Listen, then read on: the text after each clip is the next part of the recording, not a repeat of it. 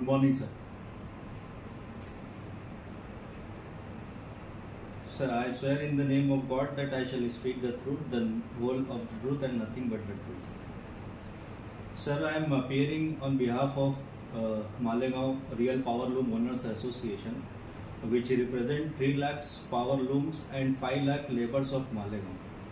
Sir, renewable energy के जो tariff आज के जो पब्लिक सजेशंस आपने इनवाइट किए उसमें मेरे कुछ सजेशंस हैं and I am making this suggestion in the backdrop of already hiked tariff rates in Maharashtra which is hiked in recently concluded hearing which was already on a high side as compare to other states in India.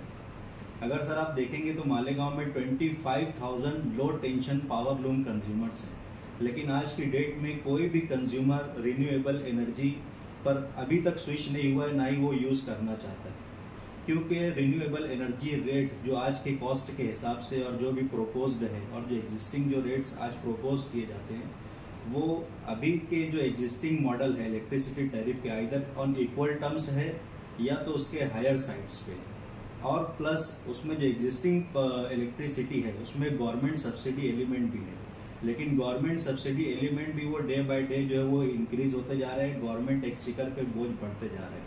अगर हम जो है tariffs lower side पे रखेंगे तो consumers जो है वो रिन्यूएबल एनर्जी की तरफ शिफ्ट भी होंगे, प्लस गवर्नमेंट की जो सब्सिडी वेटेज जो है गवर्नमेंट एक्सचेकर पर वो भी सेव होगा, वो किसी अदर पर्पज में भी यूटिलाइज किया जा सकता है. तो इसलिए जो है वो रिन्यूएबल एनर्जी टेरिफ्स जो है वो हाई पॉसिबल मिनिमम रेट्स पे रखना चाहिए ताकि वो कंज्यूमर्स को अपील करे कि वो एग्जिस्टिंग पावर सप्लाई से स्विच करके रिन्यूएबल एनर्जी पर आए. और ये इंडिया के इंटरनेशनल कमिटमेंट में भी बहुत सपोर्टिव रोल प्ले करेगा, क्योंकि इंडिया ने ऑलरेडी जो है वो इंटरनेशनल लेवल पे 2030 तक आई थिंक 40% जो है रिन्यूएबल एनर्जी पर स्विच करने का हमारा कमिटमेंट है. तो ये भी अगर कमीशन जो है इसको कंसीडर करता है तो ये इंडिया के लिए नेशनल इंटरेस्ट में बहुत पॉजिटिव चीज़ होगी. आज की डेट में इंडिया में सर 75% जो है वो थर्मल एनर्जी प्रोड्यूस हो रहा है और सिर्फ 15% रिन्यूएबल एनर्जी जो है वो प्रोड्यूस हो रहा है. तो सर ये बहुत सोचने की बात है कि ये ऐसा क्यों हो रहा है, जबकि हमारे पास जो है वो नेचुरल रिसोर्सेज दूसरे एक्सप्लॉयटेशन के जो रिसोर्सेज अवेलेबल है वो बहुत ज़्यादा है. अगर हम इंटरनेशनल लेवल पे देखेंगे तो चाइना जो है वो रिन्यूएबल मार्केट में जो है वो आज पावर जनरेशन में जो है वो लीड कर रहा है एशियन पैसिफिक को.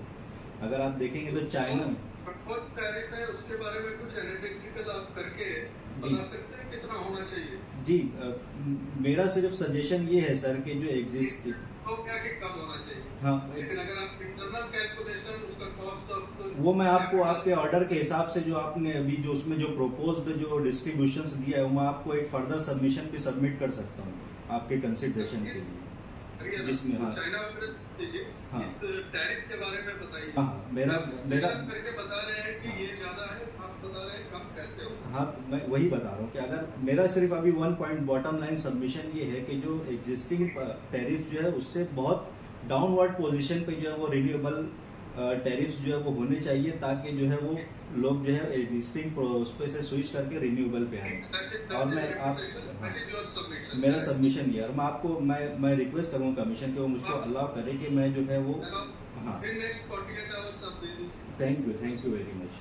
और सर एक लास्ट सबमिशन ये कि अगर आप देखेंगे कि इस प्रोस्पेक्ट में मालेगांव में 24,000 जो लो टेंशन जो कंज्यूमर्स है प्लस 5 लाख लेबर्स और 3 लाख पावर लूम्स है, तो रिन्यूएबल एनर्जी क्योंकि इंडिया जो है अभी स्विचिंग फेज में है तो ये टाउन जो है वो एक मॉडल टाउन बन सकता है. बस इतना मेरे सबमिशन जी बस मेरे सबमिशन इतने ही सर. Thank you.